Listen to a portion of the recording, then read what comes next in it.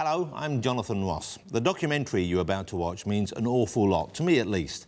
It's probably the most personal programme I've ever been involved in, and it deals with a subject that I find intensely fascinating, compellingly important, shamefully unexplored and largely undocumented. It deals with the history of comic books and the history of one comic book character in particular.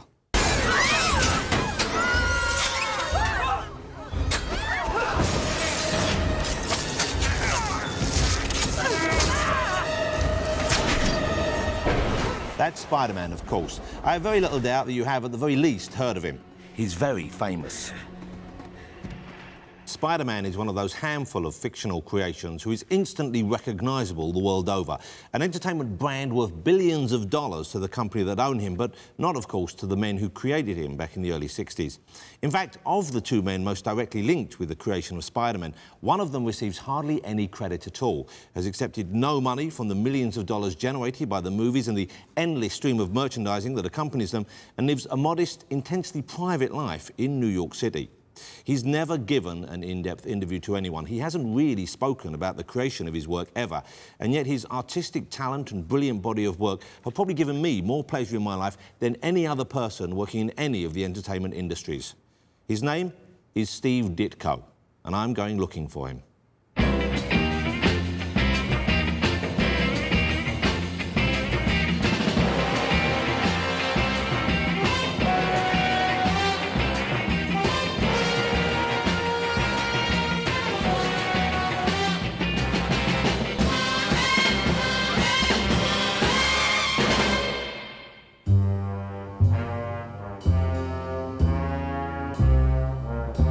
This is one of only 3 or 4 photographs of the elusive Steve Ditko known to exist, and trust me, I've spent an inordinate amount of time searching for others.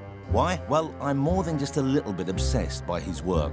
Ever since I first saw his art, I was hooked. More than any other comic book artist, his work stays with you. It is far more dramatic, far more insanely imaginative, and far more personal than it needs to be. His style is unique, and from the little I know about him, his life seems just as unusual and perhaps as strange as his work. Although Spider-Man is probably Ditko's crowning achievement, he'd worked in the comic book industry for many years before that character first appeared in 1962. And he continued creating bizarre and colourful characters for many decades after he stopped breathing life into everyone's favourite wall crawler. But Spider-Man is still the one character that fans return to.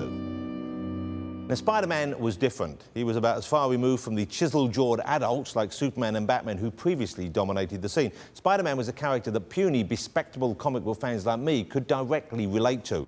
Superman was an all-powerful alien. Batman, an orphaned multi-millionaire who lived above a cave filled with jets and cars and shared his life with a young boy in tights. Nice work if you could get it, but clearly fantasies. Spider-Man, on the other hand, was a puny, unpopular teenager who lived with his old aunt and uncle and endured the same kind of hell every day at school that most of his readers did. We loved him because before he had the good fortune to get bitten by a radioactive spider, we were him. My love of comic books goes back to when I was a kid. This is me enjoying one of my favourites back in 1969. Although actually, I wasn't really that cool, I'm afraid, so you're going to have to go, mate. I was more like this. Come on in. Yeah, enjoy that. And like some kids who are obsessed with sport and others with taking fast cars without the owner's consent and driving them around run-down estates before inevitably enjoying a short stay at Her Majesty's pleasure, I lived and breathed for the joy that these cheaply produced 4-colour epics gave me. Although, to be honest, I wasn't able to afford this one until I was about 30, so I'm going to have to take that off you, and you won't see that again for over 20 years, mate. You might think I'm alone in my adoration of Spider-Man. You might think that I am somehow socially or emotionally retarded to still have such great passion for something aimed essentially at children and created almost 50 years ago. But I am not alone. I begin my quest to discover more about Steve Ditko right here in London. Isn't that a great cover? Look. You know. Now, the easily upset among you might wish to turn away. They credit the writers on the front. You see before you 3 grown men indulging themselves in their passion for comics in a room I have at home dedicated to those 4-colour masterpieces. My name is Paul Gambaccini, and I am a Steve Ditko reader since 1960. Paul loves the early Spider-Man books as much for the human drama they contain as the superheroics. It's the ultimate soap opera. It was really probably the first soap opera for us, school students, that we ever were exposed to. They had personal problems. They weren't just invulnerable heroes who had a weakness such as the color yellow or green kryptonite. These were characters whose problems were they loved an old woman who they had to support, Aunt May in this case. What made Ditko's Spider-Man so different was that these problems were the problems that the audience had. He was in high school, so he had to struggle to get good grades, but after the murder of Uncle Ben, he had to earn enough money to support himself and Aunt May. So he's the breadwinner. Plus he's a student, plus he's a superhero. Oh my God, how do you do all three at once? Oh, yeah. Oh, lovely. Yeah, yeah. Just like Paul and myself, Mark Millar is also a big Ditko fan, and in 2004 he realised his dream of becoming the first and thus far only Brit to write the Spider-Man series. When I did Spider-Man, the only stuff I read as research was, you know, the Ditko run, because to me that was the heart of it. It was the seed that was planted that's now Spider-Man. Everything that made Spider-Man successful in the beginning is the opposite of what is big now. You know, big, flashy, stylized art and good-looking people is what sells comics now. But back then, the ugliness and the ordinariness is what made it a big hit. It was about everyday stuff, and nobody for me epitomised that more than probably Ditko, I would say. Although Ditko was responsible for the art, the man behind the scripting was the legendary Stan Lee. Although together they only produced less than 40 Spider-Man adventures, the huge impact they had on the comic book industry is undeniable. But just as Spider-Man's popularity was beginning to soar, helping Marvel to become the #1 company in the business, Steve Ditko walked away from the character without a word of warning. Of course, there have been rumours, there's been speculation, there's been gossip, but Steve Ditko has never spoken out about why he walked out, and not knowing still drives me a little bit nuts. To unravel the mystery of Steve Ditko, I need to delve deeper into the world of the comic book creator. So I'm going to meet some of the most talented and opinionated people working in the comic book industry today, in the hope that they can offer me some insight. In my opinion, there were only a handful of comic creators who really deserve to be considered masters. Steve Ditko is one, Jack Kirby another, and Stan Lee, the man they both worked with for many years, a third. But if I were forced to offer an opinion as to who is the greatest talent still working in comics today, then I wouldn't even hesitate. His name is Moore, Alan Moore, and like me, he's a Ditko fan. But unlike me, he chooses to live and work in Northampton. I've had my jabs. Northampton, here I come. Along with Frank Miller, Alan Moore is widely regarded as one of the saviours of the modern comic book. He released Watchmen in 1986, reinventing the graphic novel with its dark and twisted view of humanity. At Overston Park, Northampton, the Caravan Club holds its annual rally with hundreds of caravans from all over the country, and it's an ideal holiday for the kiddies. Now, I wonder what's behind that screen. My name is Alan Moore. I am a comic writer and magician living in Northampton. I probably first encountered Steve Ditko's work when I was 7 or 8. I probably wouldn't even have known that it was Steve Ditko at the time. There was a kind of elegance, a tormented elegance to the way that his characters stood, the way that they bent their hands. There was something even in the 9-panel page grids that he used to habitually use that brought a kind of claustrophobia, a kind of paranoia to the work. His characters always looked very highly strung. They always looked as if they were on the edge of some kind of revelation or breakdown. There was something a bit feverish about Steve Ditko, and I pursued my love of Ditko well into adulthood, and it became a kind of low-level addiction. And there was something about the way that Ditko handled a superhero in Spider-Man which made it a feature of the urban landscape. In Superman and Batman, buildings were just to be flown past. But as with Jack Kirby, Steve Ditko brought this quality to his cityscapes that had real character. It was a slightly paranoid and shadowy character, but that suited very much the kind of introspective, often melancholy mood of a lot of those early Spider-Man episodes.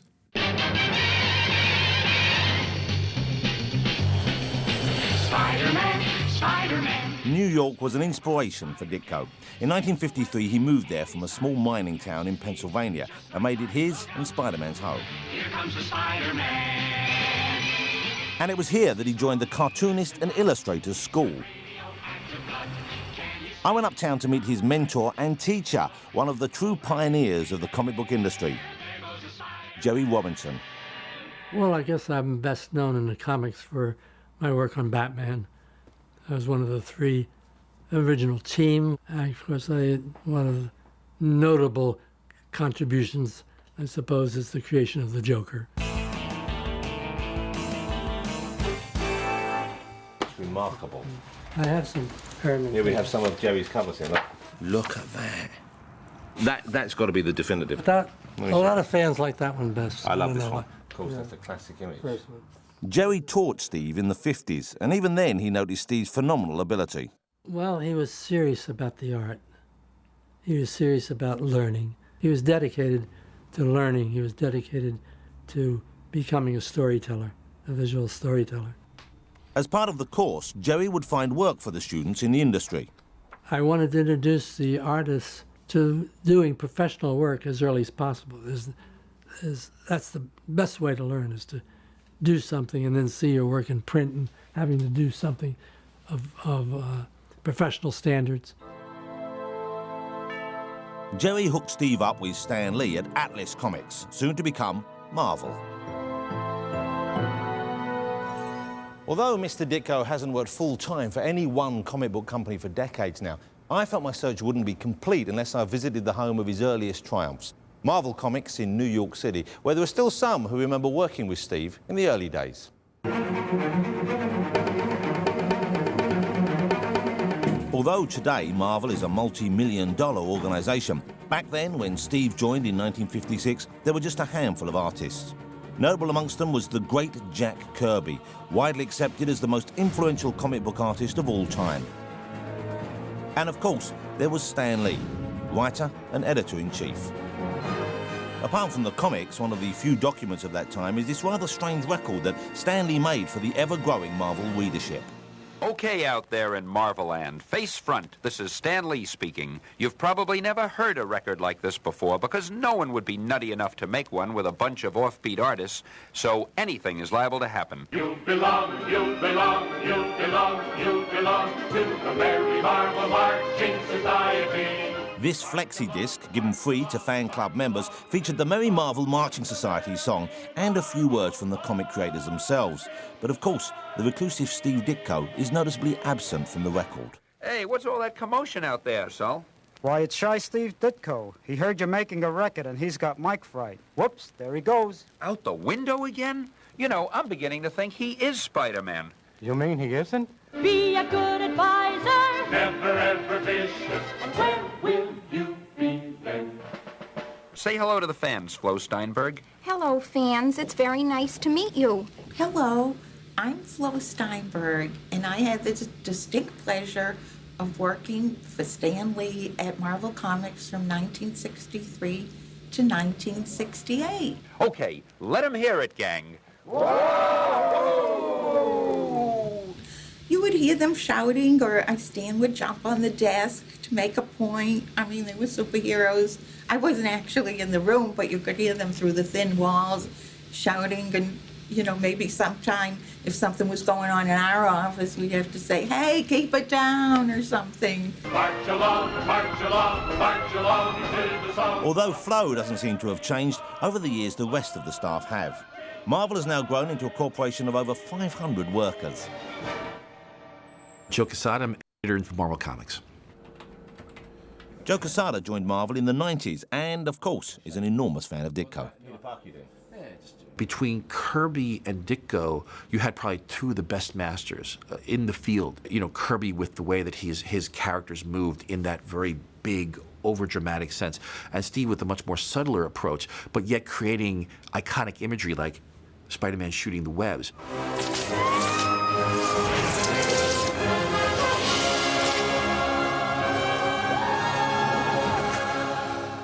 Steve was also creating costumes for characters that had never really been seen before. You know, at that point, it was all traditionally, hey, put the guy's underwear over the tights. It was sort of the strong man in the circus kind of costume. There's the belt with the buckle, their gloves, the boots, the whole thing, right? And yet Steve created this bizarre, and I could only put it in the time and place, because to me, I see Spider-Man now and it's commonplace. But I could only imagine when this was created in '62 that people looking at it going, that's the weirdest costume ever. And his face is covered, which is, you know, a huge change from what has come before. Where usually characters, if they're getting masked, they wear the cowl, with a little domino mask kind of thing. That's one of the reasons why Spider-Man is so relatable. When he puts on that mask, he could be anyone. Cool Spidey outfit. Thanks. Where'd you get it? I made it. Looks uncomfortable. It gets kind of itchy. In the years following Steve Ditko's decision to leave Spider-Man, the character's popularity continued to boom. There was this rather poor animation series in 1967, although, admittedly, that's one hell of a catchy tune. The 70s saw Spidey go live action with this TV series filled with overacting extras. Did you see that? Did you see it, Captain? That's the Spider-Man, the guy in the paper. Who is that character, anyway?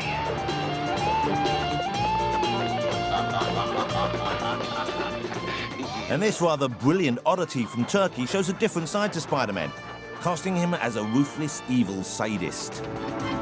Çalıştırın.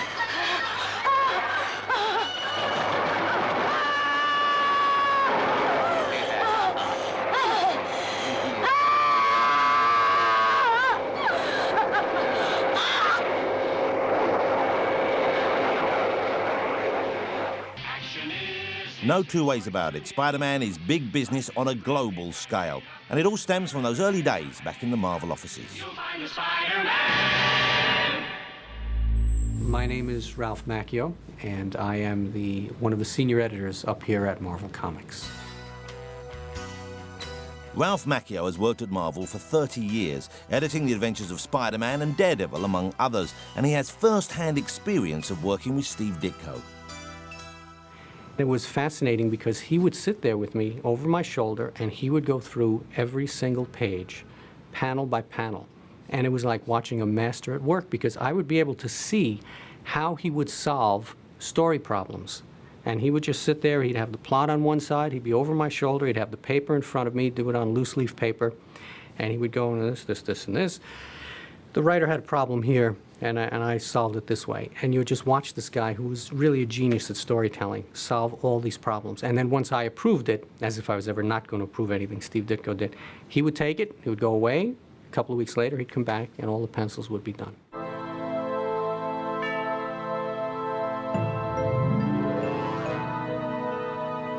Although we've spoken almost exclusively about Spider-Man, there was another creation of Ditko's that was cleaning up with the fans. He was never as popular as Spider-Man, never will be, although he continues to crop up in other comic books, and every few years Marvel Comics dust him off and give him a new series. He was a surgeon, perhaps the greatest in the world, but he was vain and proud and callous towards others. Then a car crash left him with paralysed hands, a genius no longer able to perform. And so he went in search of a cure, finding salvation of a different sort, and in the process becoming a master of a different skill, the occult. I give you Dr. Strange, master of the mystic arts. Doctor Strange first appeared in July 1963 as the backup feature in Marvel's Strange Tales. When you open the first Doctor Strange story, the Nightmare story, and there's this rain on the window pane, and you pull in on this guy who obviously cannot sleep, you're immediately sucked into the story.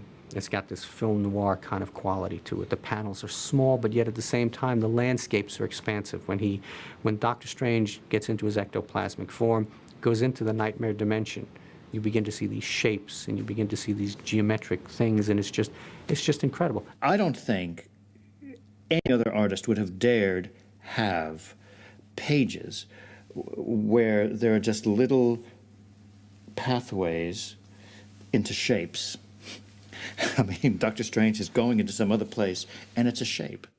Doctor Strange's entire universe, with all of these psychedelic floating giant mouths and cubes and spheres, you suspect that probably Ditko was investing an awful lot of his own personal symbology in just the odd floating shapes in the background.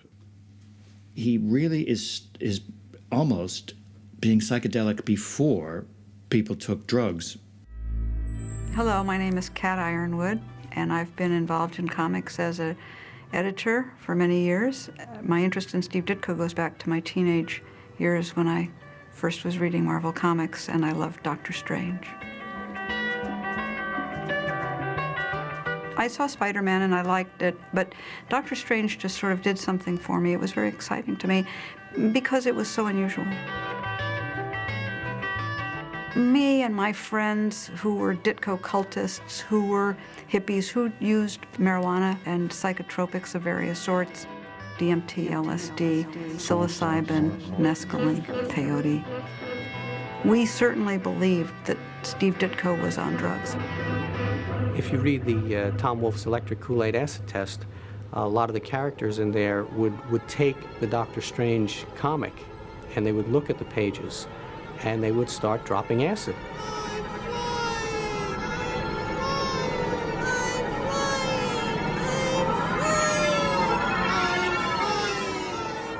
Very odd piece of work in that Steve Ditko, who was politically very conservative, was suddenly the idol of a whole generation of hippies who were reading some kind of drug parable into these colourful other dimensions that Doctor Strange was zipping through, all without ever leaving his Greenwich Village apartment.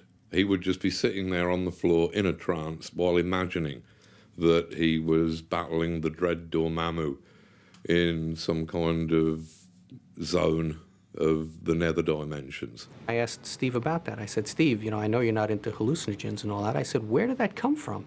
He said it was just thought. He said, I just put a lot of thought into what another world would look like. And this is what came out of his head.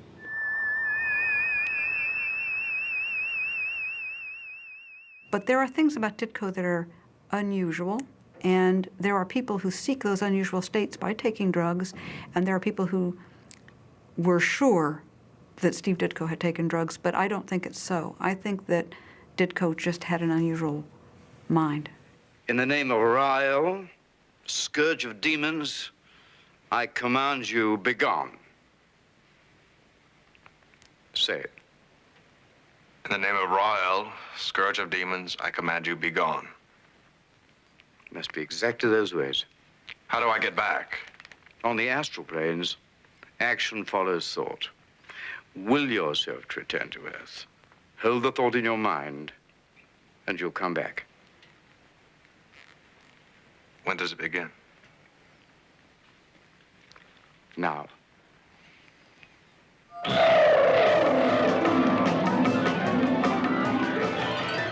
If Ditko wasn't on drugs when he created Doctor Strange in the 1960s, then it's hard to believe that the people who tried to bring him to the small screen in this 1970s TV pilot weren't on something.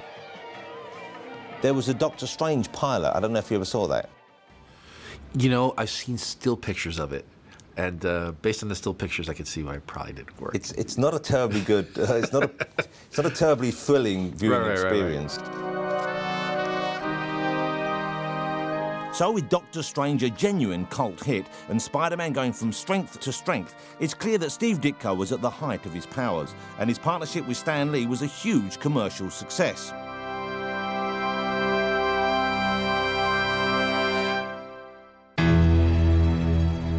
But in a move that surprised everyone except presumably Ditko himself, he walked away from both those comics and Marvel without a word of warning. He was never to illustrate an issue of Doctor Strange or Spider-Man ever again. It was the equivalent in the comic book world of John Lennon leaving Paul McCartney after releasing Help. And to get to grips with the most mysterious moment in comic book history, I'd like to introduce another great comic book creator and big Ditko fan. My name is Neil Gaiman. I'm a writer. One of the things I write is comics. Neil has worked for all the major comic book companies and is the creator of the sublime Sandman. He believes that Steve may have walked out on his collaborator Stan Lee for political reasons. There are famously a number of issues that they clashed over. Stan is meant to have looked at comments of Ditko's where Spider-Man is swinging past protesters, and he's meant to be saying things like, now just look at those dirty hippies down there. And Stan would go in and give him a word balloon that says, hey kids, I'm with you, or whatever. And you feel that, you know, politically, there's a wonderful sort of clash there between swinging Stan Lee and magnificently uptight, world-class uptight, impossibly uptight Steve Ditko. Another theory was the disagreement about the revelation of the identity of Spider-Man's nemesis, the Green Goblin. Should the Green Goblin be a man in the street, or should he be somebody that we'd known who was close to and we'd liked and looked up to? Steve wanted it to be someone that no one had seen before, that this was just a random character, because he said in real life, chances are if there was somebody like this, you wouldn't know who it was. But Stan felt for dramatic purposes, if you reveal who the Green Goblin is, it has to be someone in the cast. I've heard the Green Goblin story too, that he didn't want the Green Goblin to be Norman because he felt it was, you know, what are the chances that your arch nemesis is your best friend's father? Obviously, Stan was right. Stan's instincts as a storyteller were absolutely spot on. But Steve was pretty adamant about that. He felt, no, in real life, this is not the way things would go. Yet another supposed deal breaker was whether Peter Parker should graduate from college. I know when I talked with him, again, a lot had to do with what he felt was the essence of Peter Parker, that this was a high school character, that once you graduated him from high school, it was just no longer a character that could make mistakes. So it was time for him to leave and go on and do other things. And to me, there's been all these stories about the reason that Stan and Steve did split up on Spider-Man. You know, it's the story about the Green Goblin. There's the story that, you know, Ditko didn't like some of the psychological stuff that was creeping into it. You know, he felt as if there was a veiled liberalism in Stan's scripts. But to me, in all honesty, I think it is just that kind of creative urge to go off and do something on your own. You've just reached a point where you feel, I'm not really getting the attention I deserve here. I'm going to go and prove I can do it myself. Steve just came in one day, dropped off his last Spider-Man, and told whoever it was that was there, that was it. He was done, and he was leaving. Both Spider-Man and Doctor Strange were big hits with Marvel fans, so Ditko's leaving potentially posed huge problems for the company. Stan Lee moved quickly to replace him. I went to Long Island to meet the man who had the tough task of stepping into Ditko's shoes. I'm John Romita, worked for Marvel for probably 40 years. And had a ball and paid off my mortgage. John Romita was working on the reasonably successful Daredevil series when he was asked to take over Spider-Man from Steve Ditko. Losing a guy like Ditko could have been catastrophic for Marvel in its infancy, and yet here's a guy like John Romita just in the wings. It was a magical time, and that's how these things happen. I wouldn't have been able to pick up Spider-Man and hit the ground running if it hadn't been established so beautifully and so soundly. It was a working machine when I got it, and all I had to do was put the oil in. But John and Steve's styles were radically different, and John had difficulty copying Steve's idiosyncratic look. Stan liked Ditko's offbeat stuff, and what he liked about it was that Peter Parker was not a heroic kid. He was a scrawny young kid who's a little off and a little strange, can't get along, you know. And for some reason, when I take over a book, all my heroes are handsome. Incredibly handsome. I can't help it. I started to clean things up and toothpaste smile everybody to death, and I thought it was going to kill it. I really thought it was. And Stan did. Stan said, no, it's not going to work. And I said, well, I'll try, you know, I'll try. Finally, he just threw his hands up and said, do it the way you want. John Romita's toothpaste smile soon spread to the Marvel management when his new-look Spider-Man became an even bigger hit with the public. Within a year, Spider-Man shot into the top 10 highest-earning comics. See, Ditko his version of what he was doing was true. It's just that it didn't fit Stan's commercial sense. And Stan had an uncanny commercial sense. And any artist that fought him on it, I think was making a terrible mistake, because Ditko could have made a fortune. Now, I guess he doesn't care. He didn't care about money. Well, he doesn't seem to care at all even now when they ask him. Right. I mean, so his objectives were different than mine. I was just trying to pay my mortgage off, and I wanted to get the best-selling book I could, and I stayed with Spider-Man as long as possible because I'm making money, you know. And he baffled me, and I admire him, and I wish he hadn't done it, because I would love to have seen him independently wealthy now. Spider-Man sales may have gone through the roof, but the Ditko fans were disappointed. Steve Ditko had got so much of his DNA in all of the characters that he created. I mean, I know that there were good issues of Spider-Man after he finished the book with issue 35, something like that. I know that John Romita did some very good work on Spider-Man, but I kind of lost interest with the first non-Ditko issue, because the character was so much a part of Ditko's world that it looked kind of dull when it was an ordinarily muscled man in a Spider-Man costume.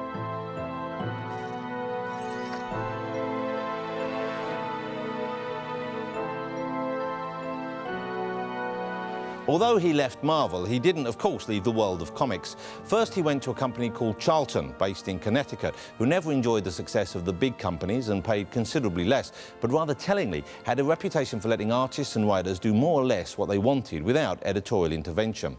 And it was at Charlton that he created a bizarre character who, I believe, gave us our first glimpse of Ditko's peculiar worldview, the Question. The Question was a detective named Vic Sage, whose only real powers were his unwavering moral compass and his intelligence. Donning a featureless mask, he would release a special gas that turned him into the Question, ready to fight crime in any way necessary. You can start to see the weirdness in the books after Spider-Man and Doctor Strange, the immediate late 60s books, the Charlton characters, the Question. There's a lot of didacticism in that character. There was something about Ditko's characters where I began to wonder whether they had come to him in dreams. There was something so odd about them that they looked like the kind of almost nonsensical characters that you might see the name of or the image of in a dream and jot it down when you woke up.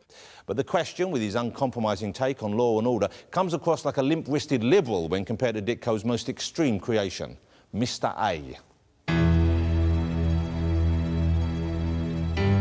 Ditko created Mr. A for an independent comic publisher called Wits End. Mr. A was a radical, no-nonsense vigilante who had a very low tolerance of anyone who infringed the rights of the individual and would mete out severe punishments to those who foolishly strayed into the quicksand of moral ambiguity. Anybody who'd even committed the merest of crimes was wandering into this poisonous grey area. They were tainted, and they could only expect the kind of terrible punishment that his Mr. A was likely to mete out to them. Mr. A's world was one of black and white, right and wrong, good and evil. And it's clear that those ideas were influenced by Ditko's interest in the work of this woman, Ayn Rand. You see, my main interest and purpose, both in literature and in philosophy, is to define and present the image of an ideal man. Ayn Rand enjoyed a surge of popularity in the US after releasing her philosophical novels, The Fountainhead and Atlas Shrugged. Both works of fiction, they expressed Ayn Rand's theories of individualism. She believed man's ultimate goal was personal fulfillment through a rational code of morality, a worldview that she referred to as objectivism. Steve was profoundly influenced by objectivism and used his art to spread the word in the form of Mr. A. Mr. A's black and white card symbolizes the law of identity. It identifies the two moral potentials possible, the good and the evil, and by one's chosen action, the best or the worst potential can be actualized. The card is also a symbol of justice. For Ayn Rand, justice is objectively identifying a thing for what it is and treating it accordingly. No one gets the unearned. The innocent is not penalized, the guilty is not rewarded. You know, Steve Ditko obviously would like me to read these and see the light and step into the light and become an objectivist and become an Ayn Randian philosopher like what he is. And instead, I wind up reading them as something closer to classic American outsider art. They move more into the realm of just sheer, beautiful, wonderful, straight from the heart American barking madness than I think, and that's the level on which I appreciate them. They don't even pretend to be stories. There is good, there is evil, there is no grey area. One of the stories that I remember hearing, I think from Marv Wolfman, about Steve Ditko was him going to visit Steve Ditko when I think Steve was living above a thrift store somewhere in New York, and they'd had a pleasant conversation, and before Marv Wolfman left, Steve Ditko said, I just want to show you something. And he took a little white empty calling card and took a magic marker, drew a line down the middle, and shaded one half of the card in black and said, there is white and there is black and there is nothing in between.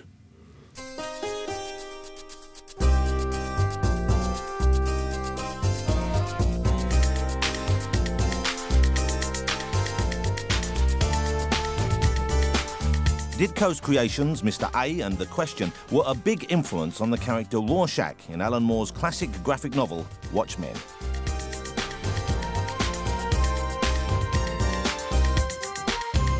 The most unpleasant right-wing character is Rorschach. He almost ends up as the hero of the book. He's certainly the character who seems to have the most ferocious integrity. Even if his politics are completely mad, he has this ferocious moral integrity that has made him one of the most popular characters in the book. And obviously that ferocious moral drive and integrity, that was kind of my take upon Steve Ditko.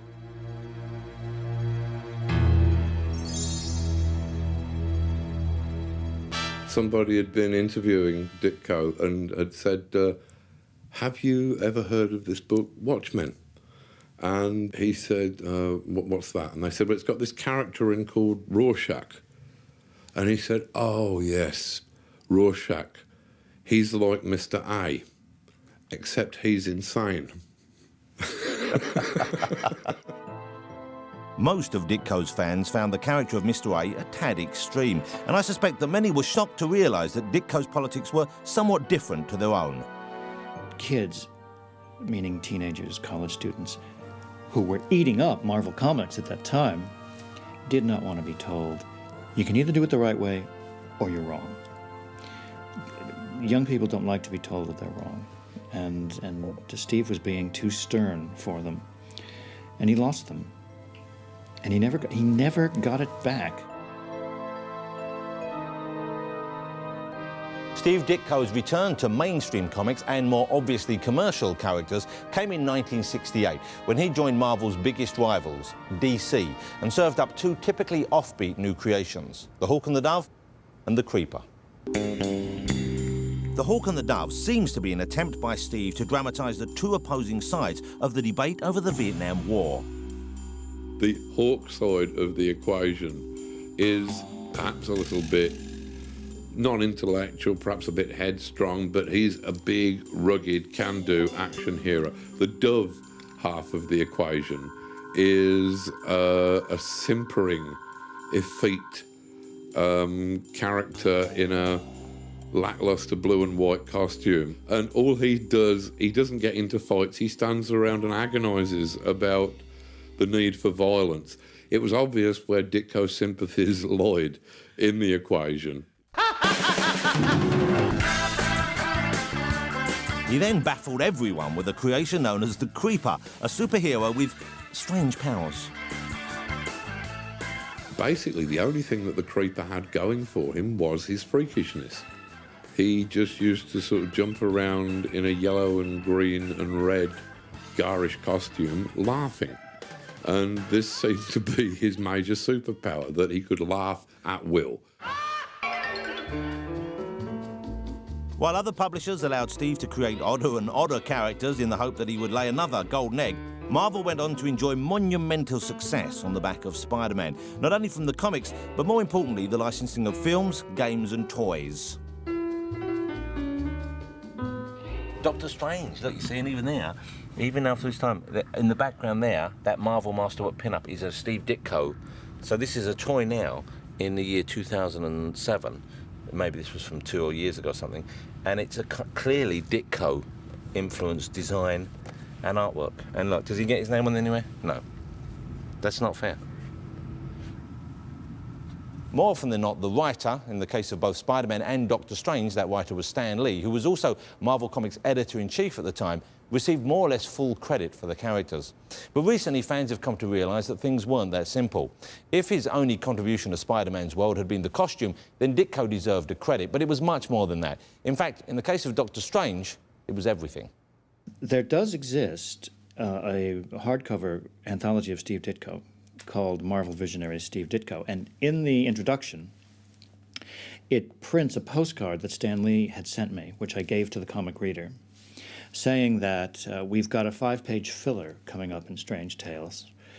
Nothing great, but we might be able to do something with him. It's by Steve Ditko. It's called Doctor Strange. 'Twas his idea. 'Twas Steve's idea. That's a quote. And Marvel have even printed it. So we now know for sure that was Steve's idea. I mean, Steve Ditko, as far as I understood it, has lived in some very reduced circumstances throughout his life. When Marvel have been raking in money hand over fist with characters that he created or co-created, but which essentially, in my heart, were Steve Ditko creations.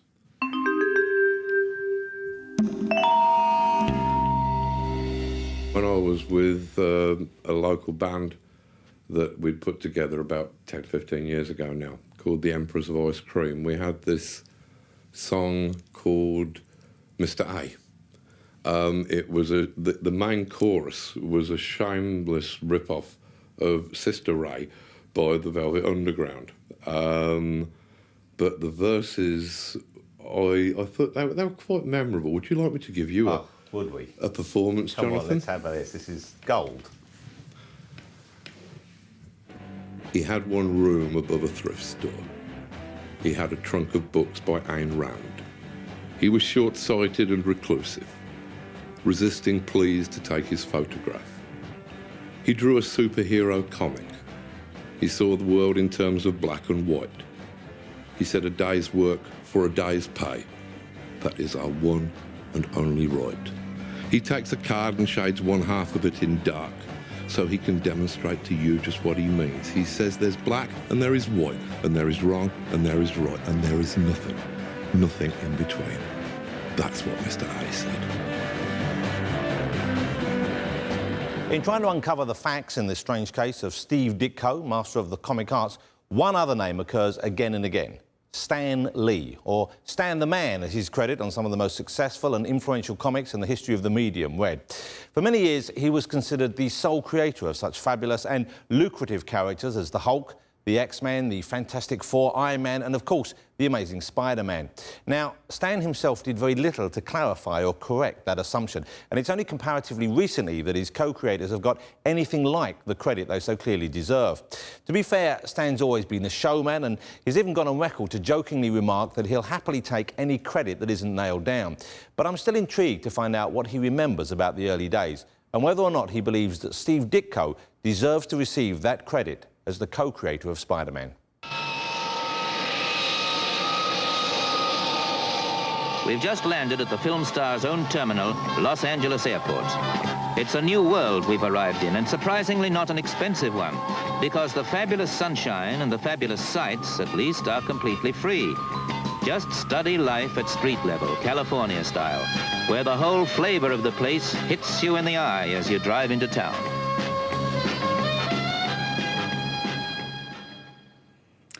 Hi, my name is Stan Lee, and I was the head writer, editor, and art director at Marvel Comics for many years. I thought up the Fantastic Four, and it did well. So we did another book called The Hulk, and then we did Spider-Man and the X-Men, and on and on. And of course, on the seventh day, I rested. Now, it would be easy to make Stan Lee out to be the villain of the piece, but I can't bring myself to do that, not least because it would be unfair. He co-created all of these characters. He wrote some of the greatest Marvel comic books of all time, and the fact that he takes the credit for doing so is absolutely right. I just wish that he would share it out with the guys he worked with a little more. Steve and I worked beautifully together. I think, as far as I was concerned, he was the perfect collaborator. His artwork was superb. His story sense was brilliant. His continuity, he drew things you thought you were watching a motion picture from panel to panel. I mean, he was a joy and a delight to work with. I was heartbroken when Steve finally stopped working with us. In the very beginning, I would come up with a rather detailed plot, tell Steve what it was. He would draw the strip any way he wanted. I didn't give him a complete script. He'd add a lot of things that I hadn't even thought of. And then I would get the pages of artwork, and I would put in the dialogue, trying to give everything and everyone the personality that I wanted them to have. As we moved along, I saw that Steve was so good at story that little by little, I had him come up with most of the plots. I would only say to him something like, hey, let's use Sandman as the next villain, and let's have Sandman try to kidnap Mary Jane, or whatever it was. I might not say any more than that, and he would do the story, give it to me, and then I would try to hold everything together with my dialogue and captions. Again, after a while, I wouldn't even say that much to Steve. He would just go and do whatever story he wanted, bring me the artwork. It was like doing a crossword puzzle. I'd get the artwork. It was all something I hadn't seen before. I didn't know what to expect, but it was up to me now to put the words and captions and sound effects or whatever in and make it seem like a cohesive whole. In the past, Stan Lee has often been referred to as the sole creator of Spider-Man, something that has upset the publicity-shy Steve Ditko. He had complained to me a number of times when there were articles written about Spider-Man which called me the creator of Spider-Man. And I had always thought I was, because I'm the guy who said, I have an idea for a strip called Spider-Man, and so forth. Steve obviously felt differently, and in 1999, in a small fanzine, he depicted the two sides of the story as he saw it. This is his only known response to the claims that Spider-Man was solely Stan Lee's creation.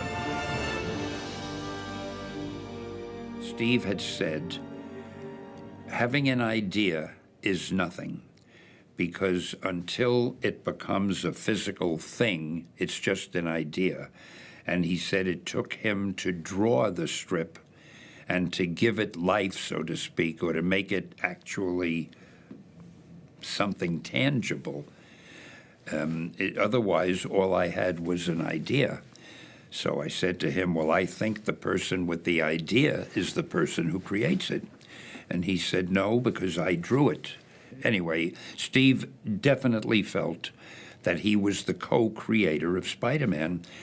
And that was really, after he said it, and I saw it meant a lot to him, that was fine with me. So I said, fine, I'll tell everybody you're the co-creator. That didn't quite satisfy him, so I sent him a letter. I put it in writing. To whom it may concern, this is to state that I consider Steve Ditko to be the co-creator of Spider-Man, along with me, something like that. And I sent it to him, and I said, you can show this to anybody you want to.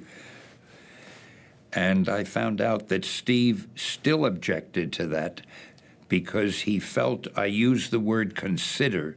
I consider Steve to be the co-creator. Apparently, he felt that wasn't definite enough.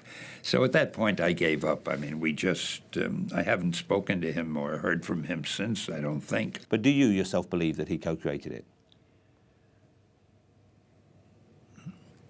I'm willing to say so. That's not what I'm asking you, Stan. No, and that's the best answer I can give you. So it's a no then, really? Pardon me? So it's a no then? No, I really think the guy who dreams the thing up created it. You dream it up and then you give it to anybody to draw it. I mean... But if it had been drawn differently, it might not have been successful or a hit, I suppose. Yeah, but then I would have had created something that didn't succeed. Valid point.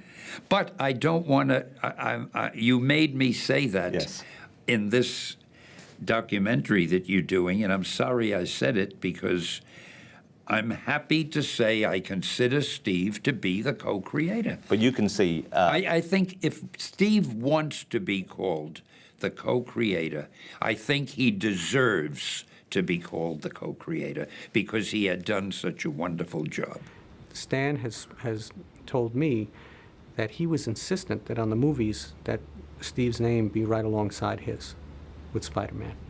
So Stan, who to me was a guy who I think unfairly has been kind of seen as a guy who took credit for everything when he had people like Kirby and Ditko working with him. I never saw it that way. I always got the sense when I was reading the books that the two of them were very much in collaboration, and whenever something, again, was plotted by Ditko, it said plotted by Ditko. And for many a comic book fan, the absolute genius of the Ditko-Lee collaboration was best demonstrated in Spider-Man issue number 33, the final chapter. Do the list of the greatest superhero moments in comics. Up there, probably at number one, certainly in the top 2 or 3, is Spider-Man crushed by the weight of the fallen masonry, summoning his inner reserves and realizing that, you know, he can do it. And it's a pure Ditko moment as he pulls himself up. Even the cover is great.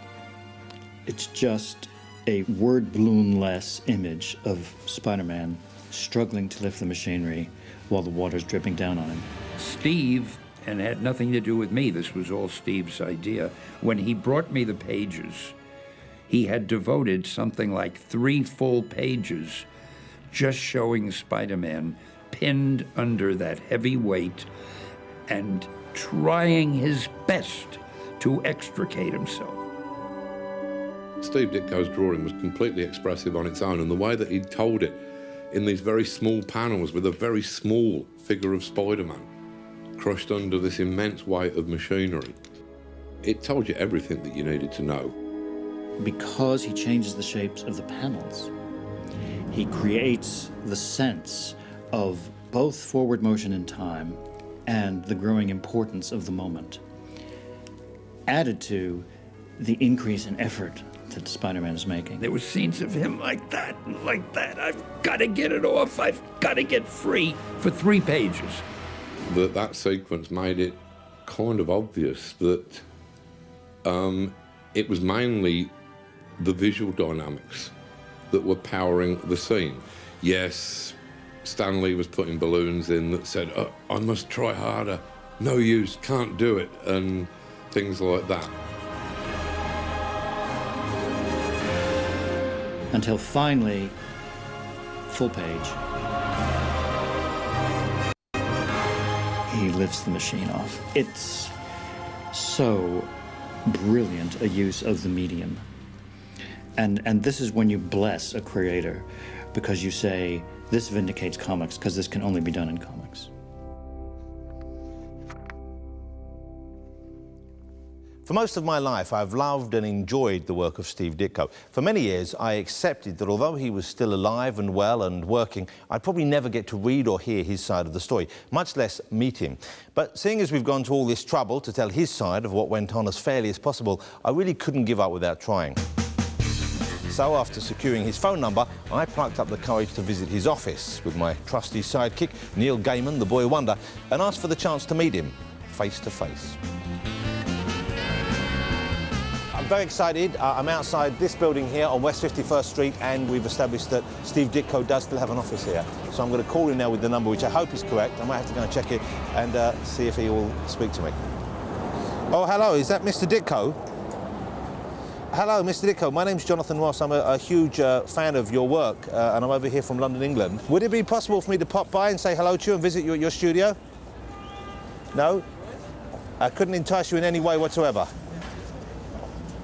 There's no way I could entice you. Just to grasp you manfully by the hand and thank you for the many years of pleasure. Okay. Steve, I just wanted to say hello and thank you so much. Okay.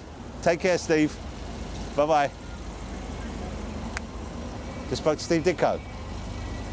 Essentially told me to fuck off. But in the most polite and firm manner I've ever encountered.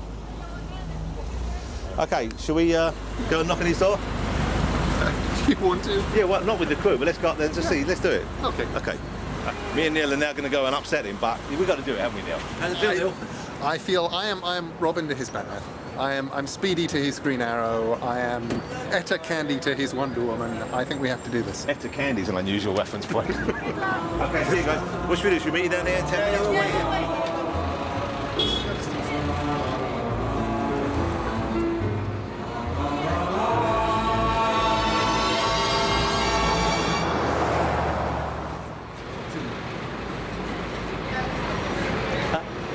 Just went and shook Steve Ditko's hand and had a long chat with him. We had a very long chat with him. We had a long chat with Steve Ditko, and he talked to us about creating Spider-Man, and I said, can I ask you a big favour, could I have my photograph taken? He went, oh no, wouldn't have his photo taken. He was so sweet, wasn't he? He was just the loveliest man. We tried to put our head into his room, but he was great. He gave us comics. He gave us, look, he gave us comics. He handed us some of his old... And just absolutely... And he said if he knew people would come knocking, he kind of wished he hadn't put his name on the door. It was quite magical, actually. It was really, really cool. He answered all of Jonathan's questions, and even a few of mine, and I think that we shouldn't say any more, really. We can't talk about it. It's a bit like Fight Club, okay? Yes. The first rule of Fight Club is you don't talk about Fight Club. The first rule of Ditko is we can't share Ditko with you. Yes. But we went in search of Steve Ditko, and we found Steve Ditko, and that's all you need to know.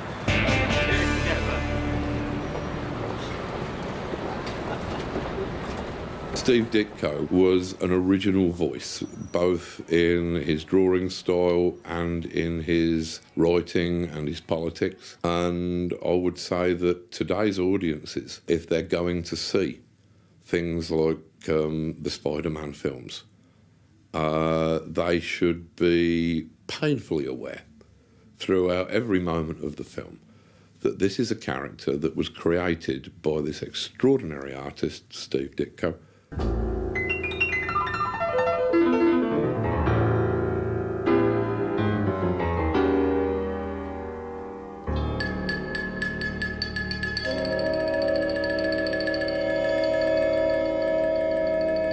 So I went in search of Steve Ditko and I found him. And he was thoroughly decent and nice and charming and patient and didn't want to be filmed or photographed. And although you might feel a little bit let down, I'm afraid that's tough. I'd rather respect the wishes of a reclusive 80-year-old genius than bow to the basic instincts of my beloved audience. If it is any consolation, I can tell you that I phoned Steve, we're on first name terms now, of course, and asked him if I could interview him for this show, and of course, he said no. But in the course of that conversation, I told him just how much his work had meant to me and his thousands of other fans out there, and he seemed genuinely pleased. So it was all worthwhile, he asked. Yes, Steve, I said, it was all worthwhile. BBC 4's unmissable new series on the history of comic books continues with the symbiotic relationship of child and comic in Comics Britannia, tomorrow at 9.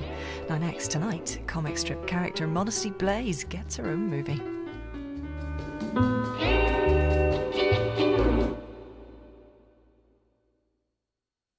News podcasts. Radio Week, coming in October.